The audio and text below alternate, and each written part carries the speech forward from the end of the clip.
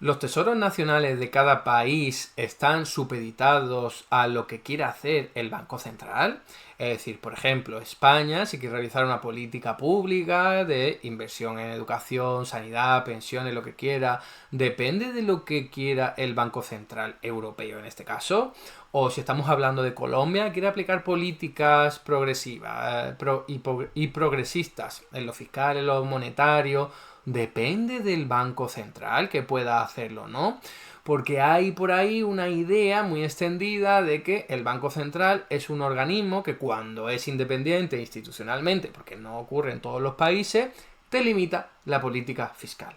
Pero, ¿qué hay de cierto en esto? Porque a veces lo que vemos a menudo es que los bancos centrales van un poco a traspié, van un poco detrás de lo que hagan las políticas públicas, de lo que hagan los gobernantes nacionales. Cuando deciden hacer una cosa, al final el Banco Central tiene casi que dar rienda suelta a sus deseos, quiera o no quiera, porque al fin y al cabo la estabilidad de la economía está en juego. Lo vimos también con el Banco Central Europeo a partir del año 2012, cuando ya estaba todo muy asfixiado y asfixiante en países como Grecia, España, Portugal, Italia, etcétera, etcétera. Al final el Banco Central Europeo tuvo que intervenir, y es verdad que ahí hay muchos pero, muchos matices que comentar, pero aquí os traigo un estudio muy interesante, muy reciente, también relativamente técnico, que trataré de digerir en la medida de lo posible, que nos habla de que al menos en el Reino Unido el Banco Central no es independiente del Tesoro Nacional. Es decir, que cuando uno analiza las instituciones del Reino Unido, se da cuenta de que la política fiscal, los gastos, los ingresos, es una cosa que decide el Estado, el Tesoro Público, eso que está dirigido por los legisladores, que el Banco Central no juega ningún tipo de papel, que tiene que ir siempre detrás de las decisiones que se tomen, en este caso, en la Asamblea o el Parlamento correspondiente. Así que, venga, vamos a echarle un vistazo a este estudio porque es muy interesante y rompe con un montón de mitos económicos y creencias muy extendidas por ahí de si el Banco Central te da la espalda, está todo acabado. Pues no. Por ejemplo, en el caso del Reino Unido, esto se ve claro que no.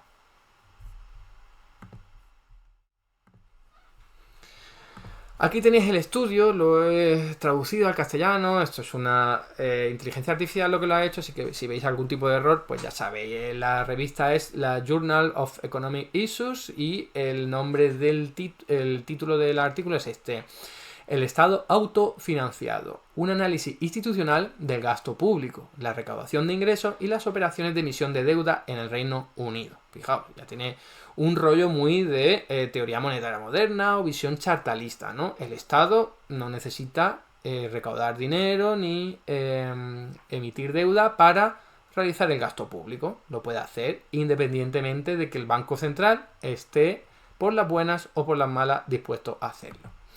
Os leo el resumen. Este artículo ofrece el primer análisis institucional detallado de los procesos de gasto, recaudación de ingresos y emisión de deuda del gobierno del Reino Unido. Demostramos que el gasto público siempre se financia mediante la creación de dinero, en lugar de mediante impuestos o la emisión de deuda. El gasto implica que el gobierno recurra a una línea de crédito soberana de una estructura legal y contable fundamental conocida como el Fondo Consolidado, que sería una institución más que está ahí a caballo entre el Estado y el Banco Central. El Banco de Inglaterra, que es el Banco Central, carga la cuenta del fondo consolidado en el banco y abona otras cuentas gubernamentales en él.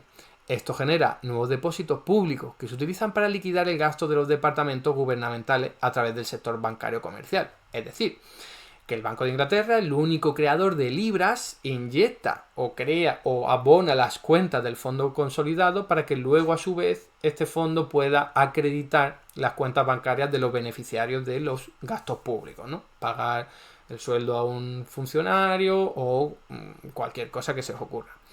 Solo el Parlamento del Reino Unido puede ordenar gastos del fondo consolidado. Fijaos de lo que estamos hablando. Solo el Parlamento, no el Banco Central. El Parlamento. La recaudación de ingresos, incluidos los impuestos, implica el proceso inverso.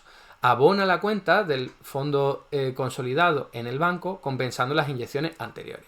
De igual manera, se han emitido bonos del Estado para retirar dinero temporalmente y contribuir a los objetivos de la política monetaria. Fijaos, ¿por qué se emite deuda? ¿Por qué se endeudan los países, entre comillas, como el Reino Unido? Pues no es para obtener financiación, es para controlar los tipos de interés y poder así ajustar la política monetaria, ¿no? Sin embargo, en las condiciones actuales de exceso de liquidez de la reserva, es decir, que hay muchísima reserva y por lo tanto los tipos de interés tienden a cero, la emisión de deuda se entiende mejor como una forma de proporcionar activos y garantías seguras al sector privado no bancario. Esto lo hemos también comentado en otros vídeos. En realidad, si tú tienes dinero efectivo o simplemente dinero electrónico en tu cuenta bancaria, eso no te da rentabilidad. Es mucho mejor que lo inviertas en bonos públicos porque te va a dar cierto tipo de rentabilidad, un poco de intereses, ¿no? Cuando pase el plazo. Entonces es una alternativa de inversión mejor. Para eso están los bonos públicos también, ¿no? Al fin y al cabo es para que la gente pueda tener una alternativa de inversión. No para financiar a un Estado que tiene soberanía monetaria y que crea todas las libras que quiera.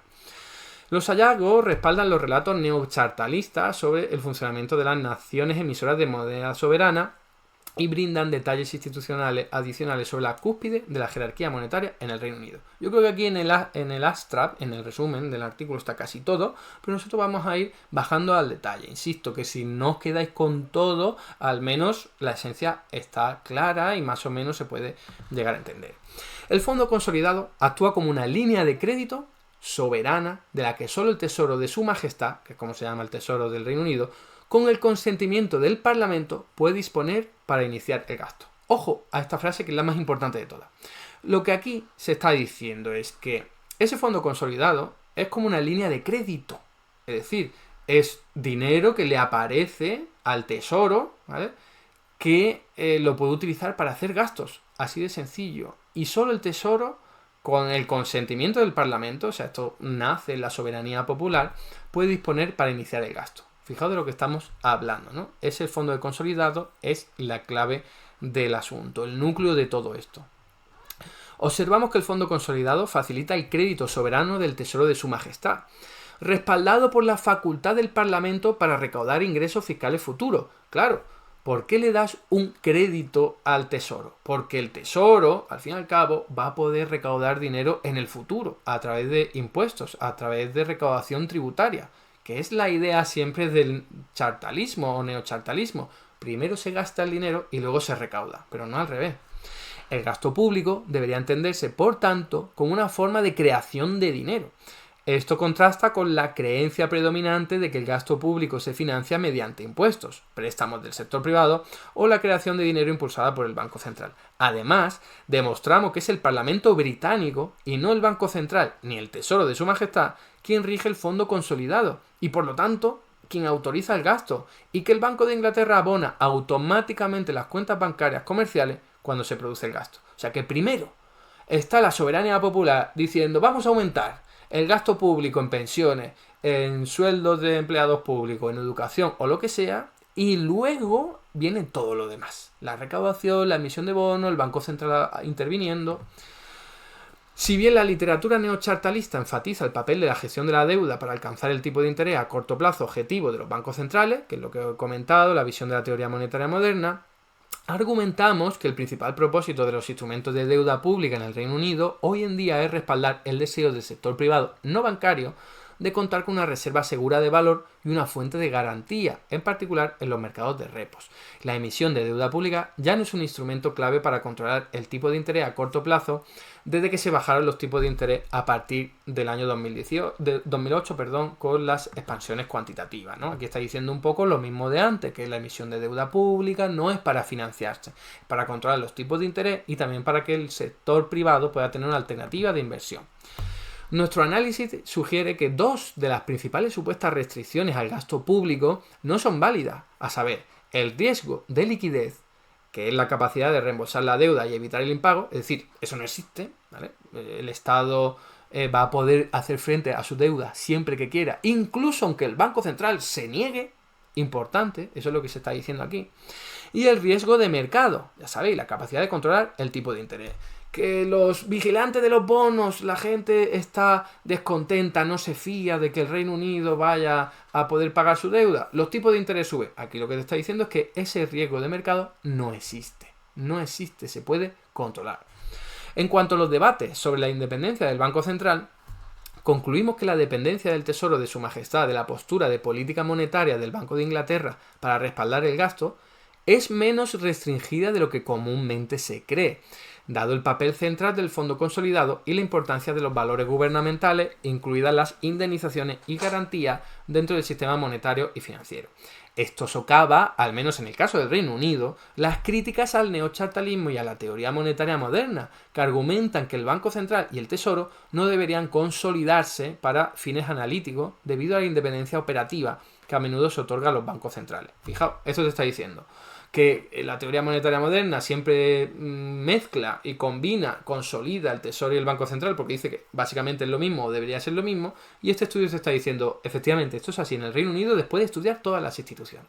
O sea, es un único ente, aunque esté disimulado en dos, la realidad es que uno depende del otro y van de la mano.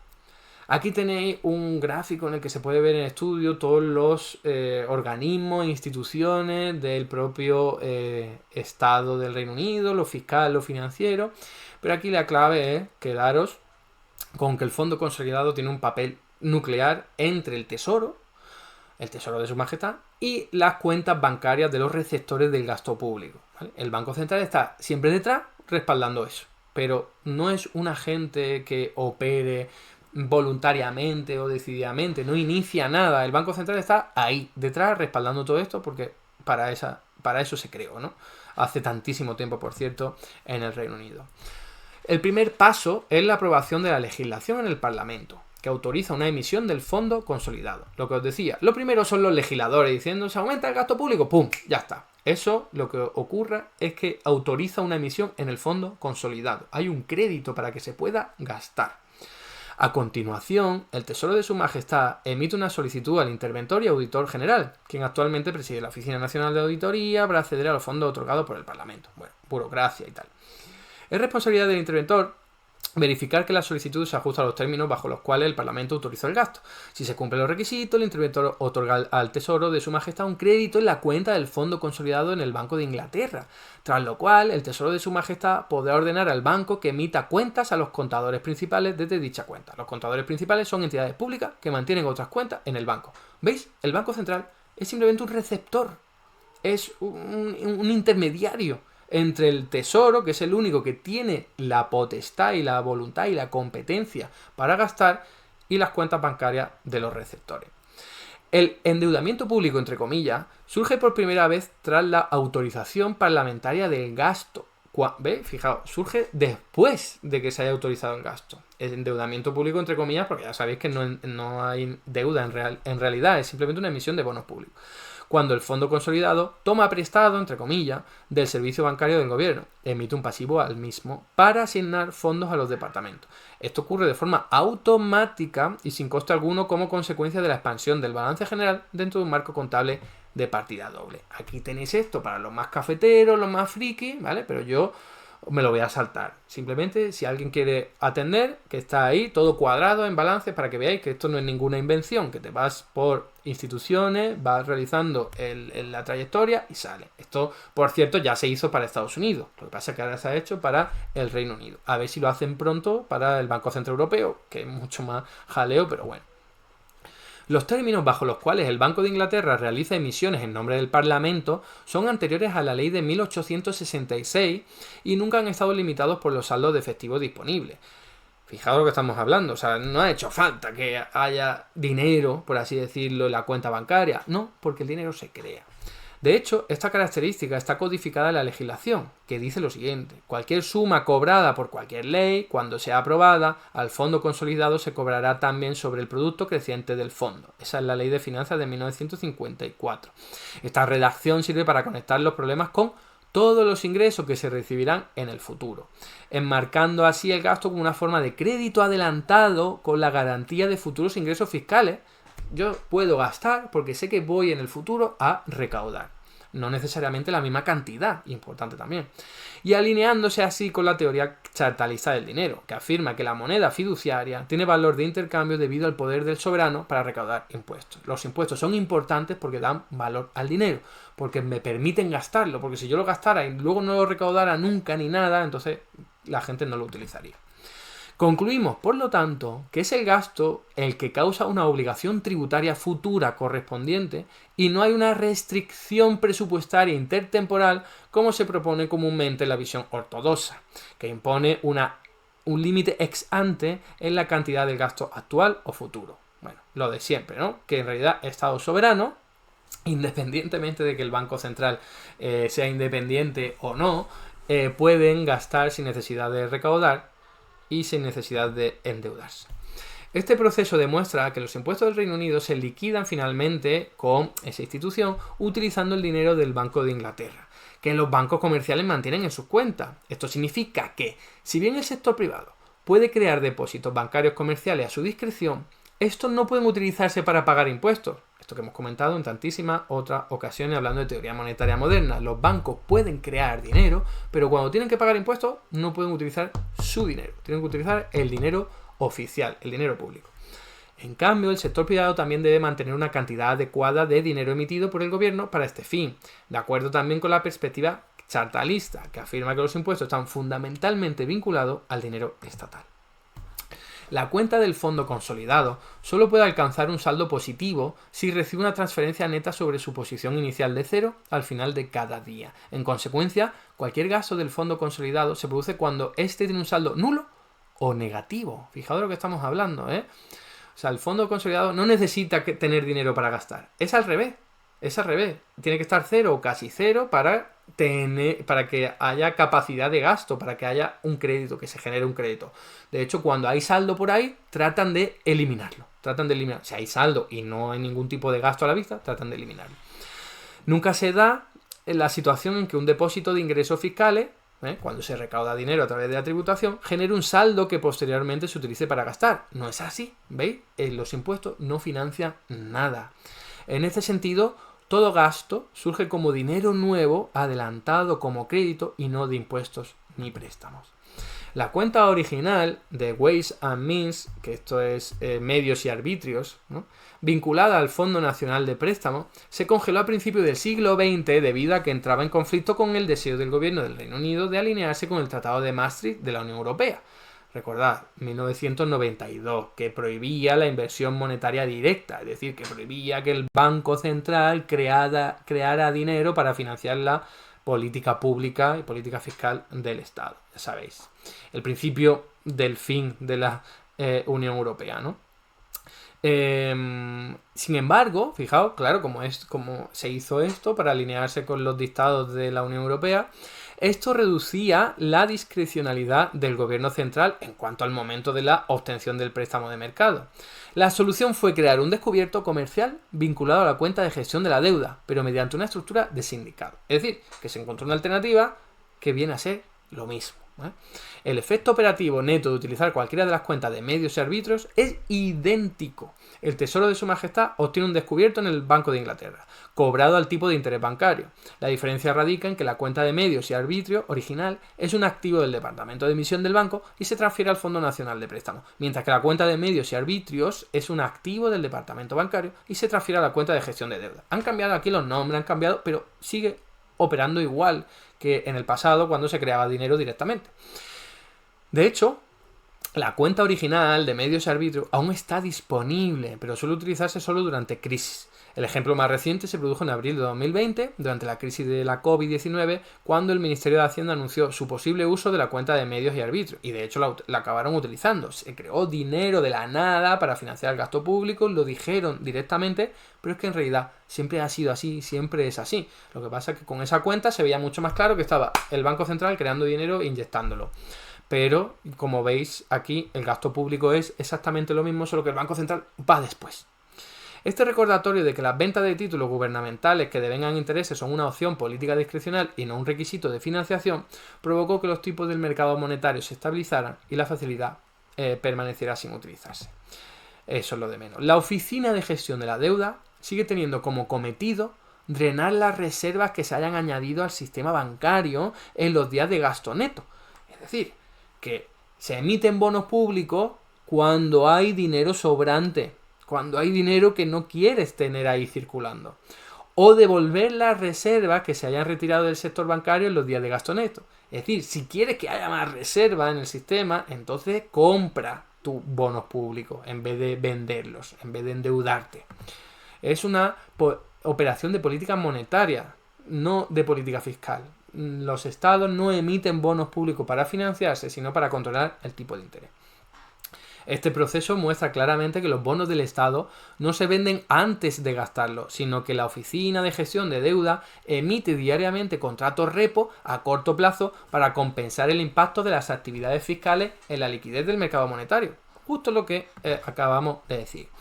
La idea de que la emisión de valores está motivada en última instancia por la política monetaria, en lugar de financiar el gasto, es coherente con los procedimientos oficiales previos a la creación de la Oficina de Gestión de la Deuda, como lo indica un informe de la Comisión Selecta Parlamentaria, que explicó que, si bien las letras del Tesoro son un instrumento de deuda pública, las consideraciones monetarias del banco determinan el nivel de la licitación semanal. O sea, que se emiten bonos públicos en función de la política monetaria, no en función de la cantidad de gasto que haya que financiar. También coincide con los estudios descritos en la sección anterior, que enfatizan el papel de la emisión de deuda pública para compensar el aumento de las reservas creadas por el gasto público, creador de dinero, para ayudar al Banco Central a alcanzar su tasa de interés objetivo. Un poquito más de lo mismo. En el Reino Unido, los cambios repentinos en las expectativas sobre los tipos de interés entre los participantes del mercado financiero en respuesta al mini presupuesto del gobierno de Liz Truss en 2022, recordad todo el pifostio aquel, provocaron un aumento de los rendimientos de los bonos del Estado. La prima de riesgo subió mucho en muy poco tiempo en el Reino Unido. El Banco de Inglaterra tuvo que intervenir para proporcionar liquidez de emergencia y apoyar a ciertos fondos de pensiones expuestos a estas fluctuaciones del mercado. De no haber intervenido el Banco de Inglaterra, una espiral de caída de los valores de los bonos del Estado que se retroalimenta habría puesto en grave peligro la estabilidad financiera. Al final intervino tarde, intervino mal, pero intervino. El Banco Central va detrás de la política fiscal. Este último episodio se ha presentado como evidencia de la existencia de riesgos de solvencia relacionados con los déficits presupuestarios del gobierno del Reino Unido. Es decir, se ha dicho, ostras, que Liz Truss la ha liado parda y casi entra en default Reino Unido. Eso es mentira. El Reino Unido jamás habría entrado en default, jamás podría haber estado en bancarrota, podría haber evitado la quiebra siempre que hubiese querido. Sin embargo, argumentamos que simplemente revela que existe un riesgo de tipo de interés para los tenedores de valores gubernamentales negociables a plazo fijo, es decir, que suben los tipos de interés y tal, pero no un riesgo de solvencia para el gobierno. El gobierno no se va a quedar sin dinero para pagar sus deudas o sus compromisos. Además, la crisis probablemente podría haberse evitado si el Tesoro de Su Majestad y el banco se hubieran coordinado de forma más eficaz, que al final es eso, lo que falló, que no se coordinaran bien. La crisis de los bonos del Estado puede atribuirse más a cuestiones regulatorias que al presupuesto del gobierno detrás, ya que se debió a que ciertos fondos de pensiones utilizaron instrumentos de cobertura arriesgados que podrían afectar la liquidez ante un aumento de la volatilidad de los tipos de interés. El análisis de la sección de gasto público muestra que no es necesario aprovisionar los saldos monetarios mediante impuestos y actividades de endeudamiento, entre comillas, externo antes. Se puede realizar antes de que se realice el gasto público. Por lo tanto, no hay circunstancias en las que el gobierno del Reino Unido tenga dinero insuficiente para cubrir sus necesidades de gasto o corre el riesgo de quedarse sin fondos.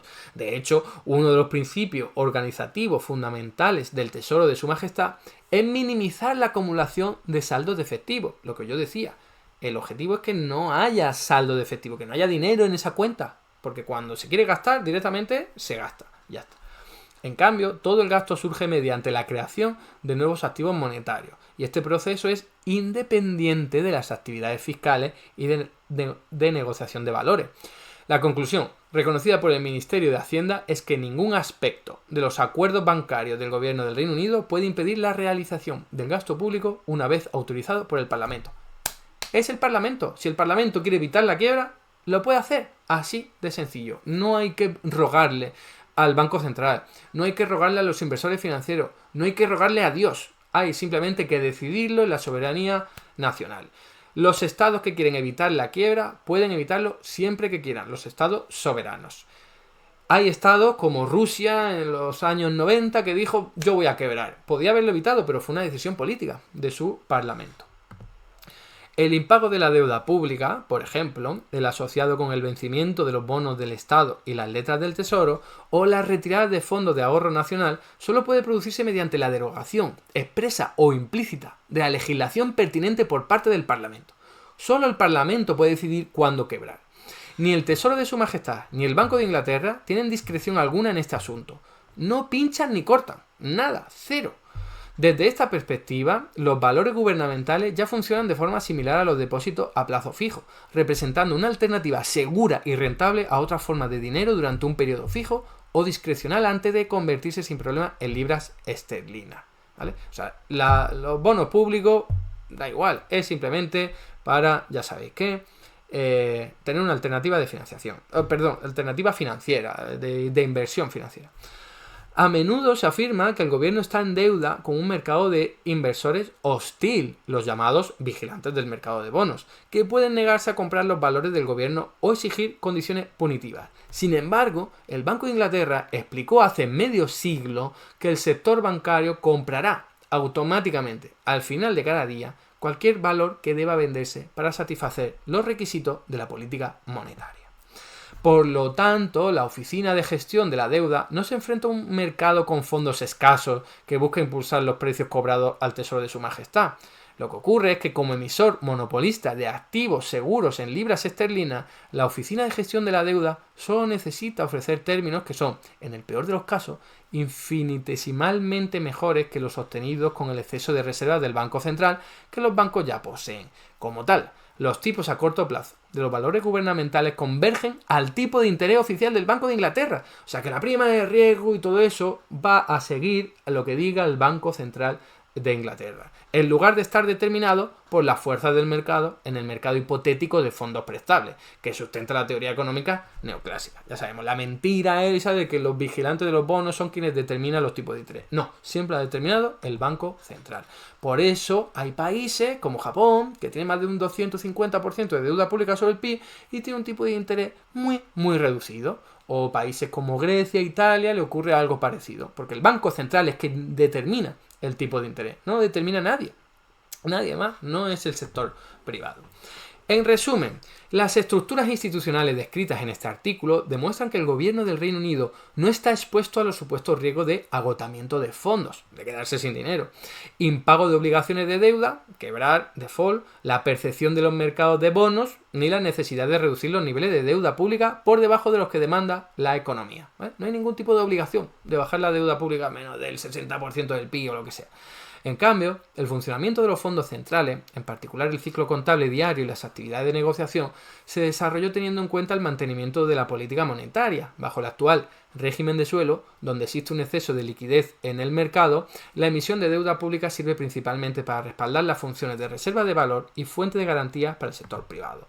Nuestro análisis concluye, sin embargo, que aplicados al caso del Reino Unido, estos debates de si el Banco Central es independiente o no y tal, carecen de fundamento, ya que pasan por alto, intencionalmente o no, la realidad institucional de la primacía del fondo consolidado y los títulos de deuda pública en el sistema monetario. El Banco de Inglaterra nunca es independiente, en el sentido de que puede negarse a facilitar el gasto público. En primer lugar, y de forma más directa, el Tesoro de Su Majestad exige al Banco de Inglaterra que anticipe depósitos públicos en virtud de la ley de 1866. Según sus disposiciones, el Banco de Inglaterra no tiene discreción para conceder crédito y aceptar el activo de deuda de contrapartida intragubernamental no negociable. Por lo tanto, no está en condiciones de limitar el gasto público. El Banco Central no puede oponerse a esto, no puede, por ley. Si bien la contabilidad intragubernamental que sustenta el proceso de gasto es compleja, no se trata de un sistema complejo. La idea central de nuestro análisis es que el gobierno del Reino Unido gasta mediante la emisión de reservas en libras esterlinas que se financia internamente mediante derechos del Banco de Inglaterra sobre el fondo consolidado y posteriormente emite instrumentos de deuda negociable a plazo fijo. Nuestros hallazgos respaldan el argumento de que las operaciones de financiamiento público pueden simplificarse significativamente en países que exigen la prefinanciación de las cuentas de gasto público, sin modificar el impacto económico. Al eliminar restricciones no vinculantes, como la regla de financiación completa, la reforma de la transparencia de las finanzas públicas dejaría claro que el financiamiento público se deriva de la facultad del Estado para definir y emitir dinero.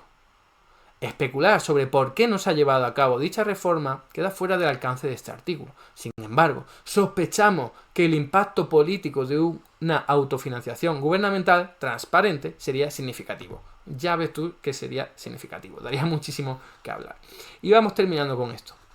La principal limitación de la política fiscal en el Reino Unido es la disponibilidad de recursos físicos. No es que se pueda gastar todo lo que quiera y tal, no, sino que podrá gastar en lo que haya de real. No puedes decir, venga, voy a comprar, material de algún tipo, y si no hay material, pues no lo puedes comprar.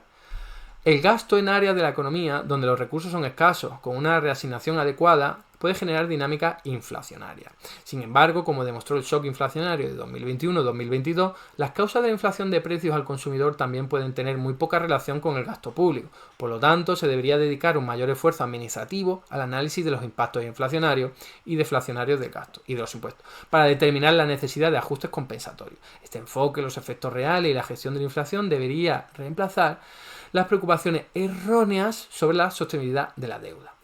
Es decir, que en vez de fijarte en respetar el déficit público del 3%, la deuda pública del 60%, lo que tienes que hacer es orientar tu política fiscal a si va a generar inflación, a ver si va a haber recursos reales para comprar, etcétera, etcétera.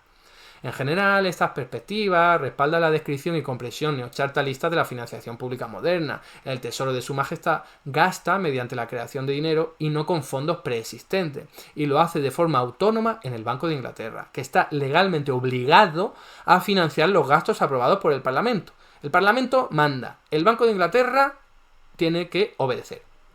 Sin embargo, si bien la postura neochartalista actual suele enfatizar la necesidad de que el Banco Central adapte el gasto público mediante acciones en el mercado monetario que eludan las restricciones autoimpuestas en el proceso de financiación, en el caso del Reino Unido existe un sistema que funciona correctamente en el que el gobierno financia directamente sus gastos sin necesidad de medidas expansivas ni de modificar las normas autoimpuestas.